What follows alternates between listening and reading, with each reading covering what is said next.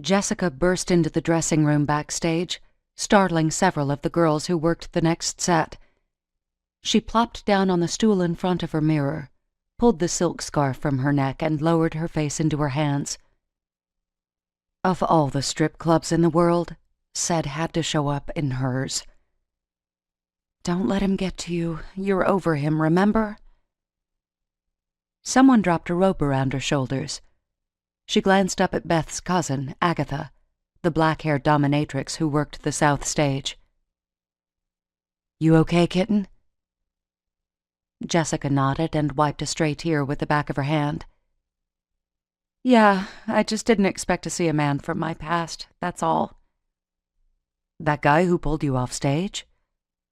"Yeah, I was engaged to him once." "He told me to give you this." Aggie dropped a fat stack of cash onto Jessica's dressing table. "Oh my God, that ass! Do you see why I couldn't marry him?"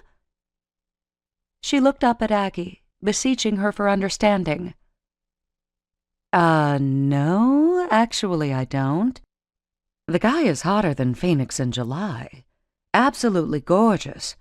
That big hard body, and that sweet, handsome face that completely contrasts with his who gives a shit what you think aura. Growl. She bared her teeth, ruby lips curling. Aggie's ever-expressive face made Jessica smile. Just a little. "You got all that from talking to him for 20 seconds? Hey, you work in this business for very long and you get to know men. If he's carrying around that kind of cash, I'm guessing your eye candy is rich, too. Booyah!" Aggie thrust a fist in the air. No booyah. He's not only rich, he's famous, which means his ego is larger than Alaska. Aggie's brows drew together. Famous? Lead singer of Sinners, the band? I think I've heard of them. Rock music? Hard rock. And you missed his most notorious quality, she finger-quoted. He has an insatiable appetite for sex.